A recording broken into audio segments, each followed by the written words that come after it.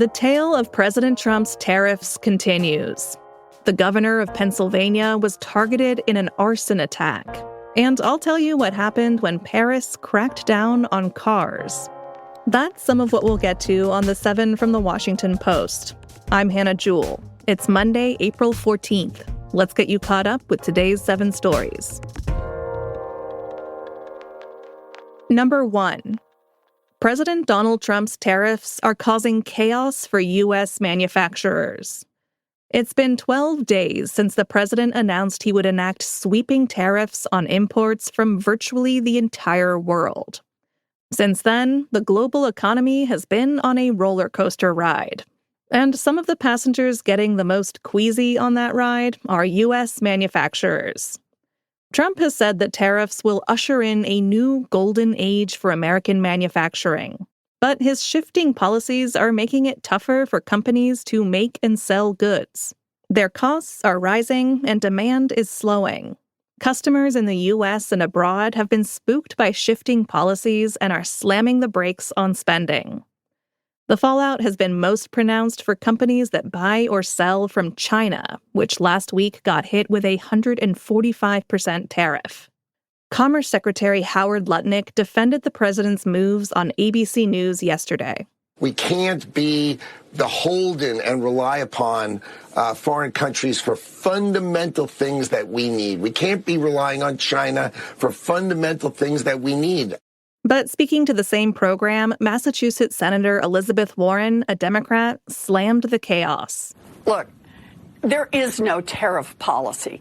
It's just all chaos and corruption. That's all we have going on. And how can you believe any of these guys? As Trump's administration embarks on negotiating trade deals with multiple countries, some of his own advisors are privately saying they don't know exactly what the president wants.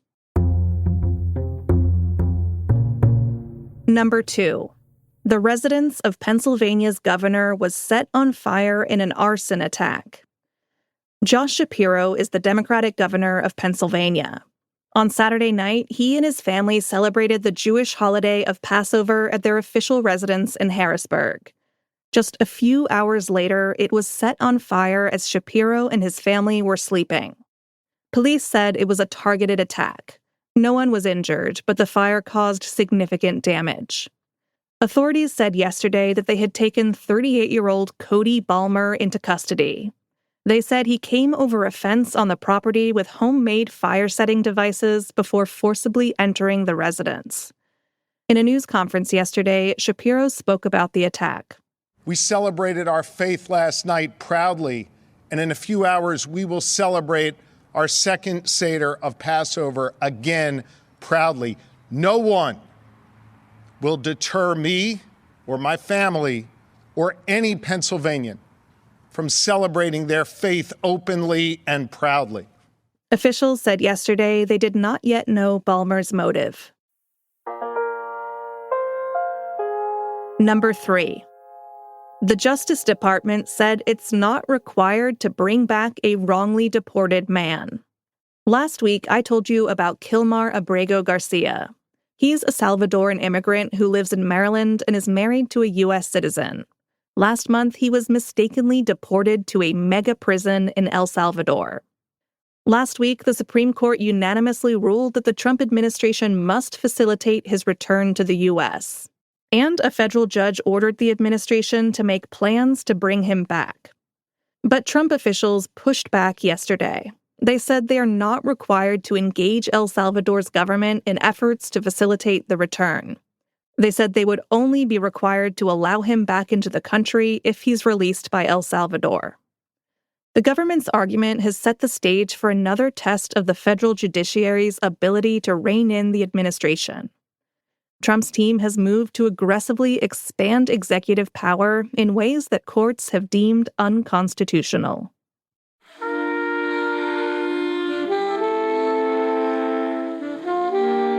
Number 4 is a Post exclusive. A State Department memo revealed the lack of evidence against a detained student. Rumeysa Ozturk is a PhD student at Tufts University in Massachusetts. She was detained last month by immigration authorities. The government targeted her for co-writing an op-ed last year criticizing her school's response to the Israel-Gaza war. The Trump administration has claimed that Ozturk supports Hamas, but a government memo raises serious doubts about that claim. The State Department determined that the Trump administration had not produced any evidence showing that she had engaged in anti-Semitic activities, or that she had made public statements supporting a terrorist organization.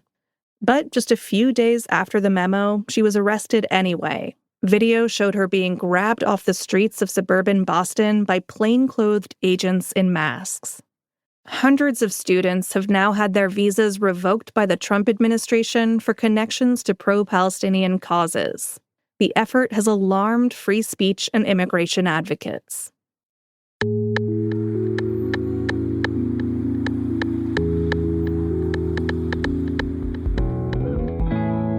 Home prices are cooling off in many parts of the country. That's our fifth story. This morning, the Post published a new analysis of home prices across the nation. It found that prices for single-family homes grew only 2.7% in the past year. That's compared to more than 6% in the year prior. The market is leveling as demand from buyers remains constrained and more homes are coming up for sale. Prices are still much higher than they were before the start of the coronavirus pandemic. Since 2019, they're up nearly 60%. But it's not the same story in different parts of the country. In the Sun Belt, prices have actually fallen in several major cities. That's because fewer people are moving there and a lot of new homes have been built. If you want to know what's happening in your neighborhood, check out our newsletter today. It has a tool that allows you to search your zip code to see what's happening with house prices where you live. As always, just follow the link in our show notes. Number 6. Paris has dramatically lowered its air pollution. Over the past 20 years, the French capital has undergone a major physical transformation. It's traded car lanes for bike lanes, eliminated parking, and added more green spaces. And the result has been remarkable. As Paris has said au revoir to cars, it's said bonjour to cleaner air.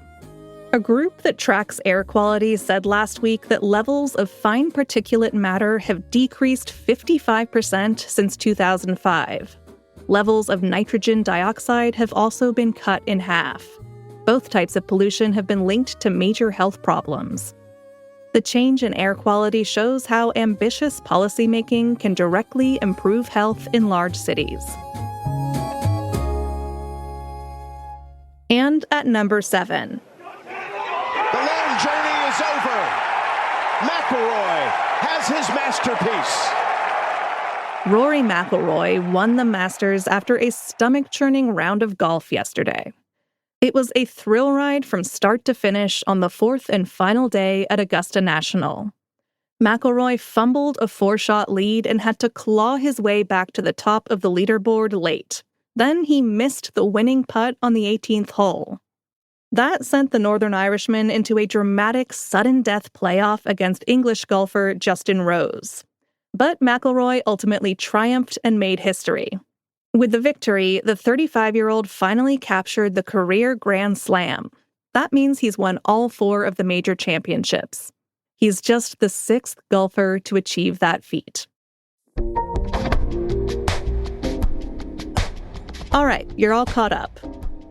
Make this the week that you become a subscriber to The Washington Post. It's the best way you can support this podcast and the work of Post journalists around the world. Right now, an all-access digital subscription will cost you only $40 for the first year. Subscribe to the Post by going to washingtonpost.com/subscribe. I'm Hannah Jewell. I'll meet you back here tomorrow.